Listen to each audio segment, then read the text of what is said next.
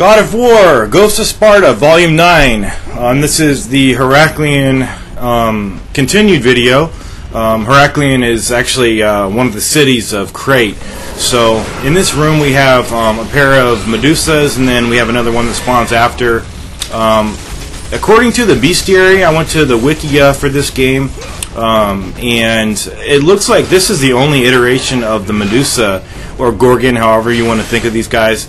And if that's the case, then you're really in for an easy ride here in this game, because these Medusas, they don't even have an attack that's like a physical attack with their arms like they do in the other games, or like a slash with their tail like they do in the other games. So it's just that flare that they do with their gaze, their stone flare gaze, or they do that move where they try to spring on you right there and get you. That's not, if you get caught in that, that's not like a fault of yours. I mean, it could be considered a fault if you were trying to avoid it and you misjudge the timing, but it's not like a move where you get damaged at all unless you don't press the right button. But yeah, so when the harpies come out, just move around, and the darker that target gets in the ground, that means the quicker that kamikaze dive is going to come. So just dodge it. And I really, again, I love the quick time events for these Gorgons, not having to rotate the analog stick. So right here I was fucking with this Medusa. I didn't want to kill it, so I was just trying to slowly kill it. And if I did kill it, that would have been fine, but I didn't want to kill it right away. I wanted to get some more. I was having fun. This is a fun game overall. So there's the move, and she was downed because I did that little flare inside her body. So even the Medusas, these enemies, I would consider these one of like the easiest enemies in the game. Normally Medusas are very tough in God of War games. I mean, they are one of, especially in the first game, they're very quick, very agile, and they deal a ton of damage to you. But in this game, they're a piece of cake. So this video is going to be leading up to the Wraiths. I'm going to do a complete standalone video for the Wraiths, because they're the hardest enemies in the game, I feel.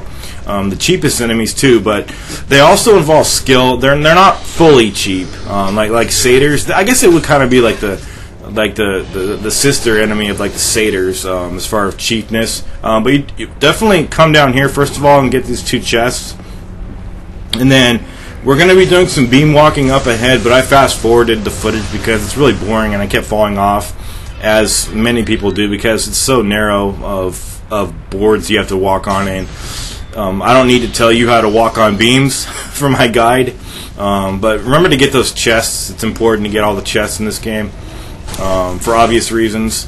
And then head on up here, because also I say this every time I do a God of War game, but I can't say it enough. When you need to get all the chests, because the sooner you get them, the more quicker you'll start getting orbs in place of the items that you normally would get. So here's the sped up footage, and then we are going to be coming to the Wraiths, but I believe there's another battle coming up. So yeah, that was sometimes I speed things up just to be concise. So we've got a little pottery to smash right there. Oh, okay. We don't have another battle. What we have is a little puzzle over here.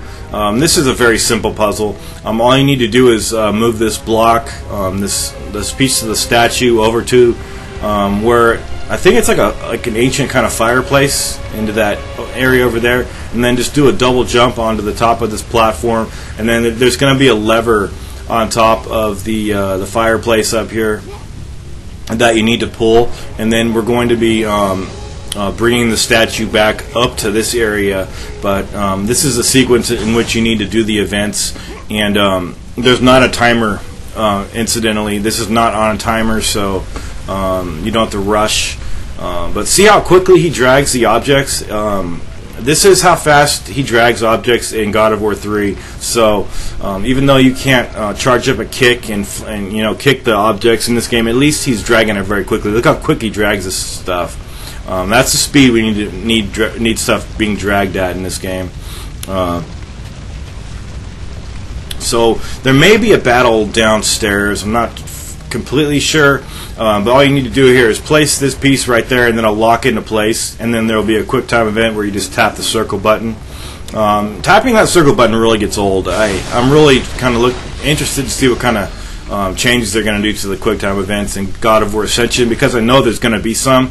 It's inevitable, but maybe they could streamline those a little bit and make them a little less cumbersome, so that you feel like you're not doing them too often. Or better yet, have the QuickTime events so seamless into the game, so seamlessly incorporated into the game, so to the point where it doesn't even feel like you're doing QuickTime events. That's how I think QuickTime events should be handled.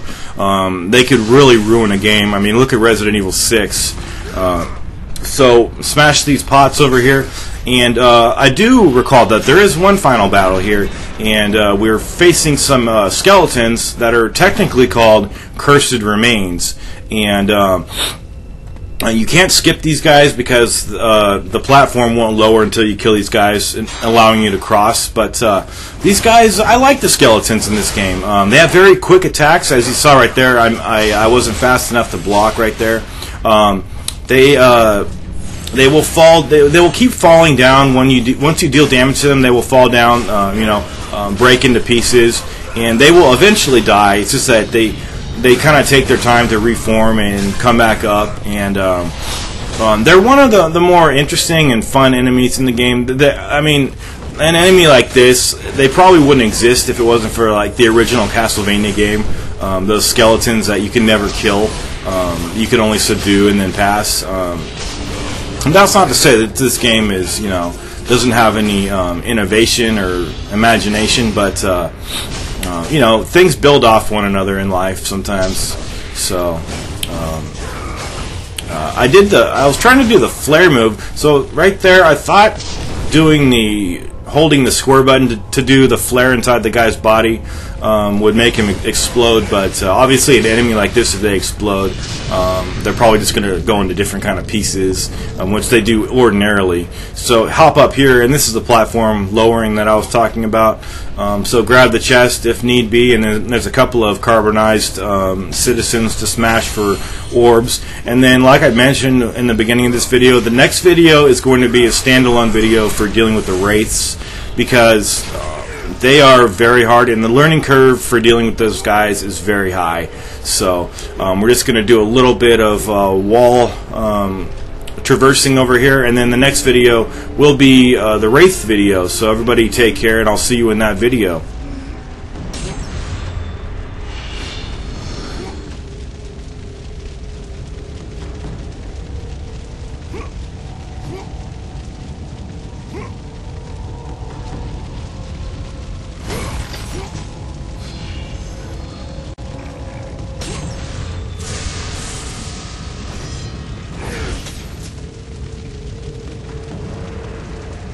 Searching for the ghost of Sparta! Run for your lives!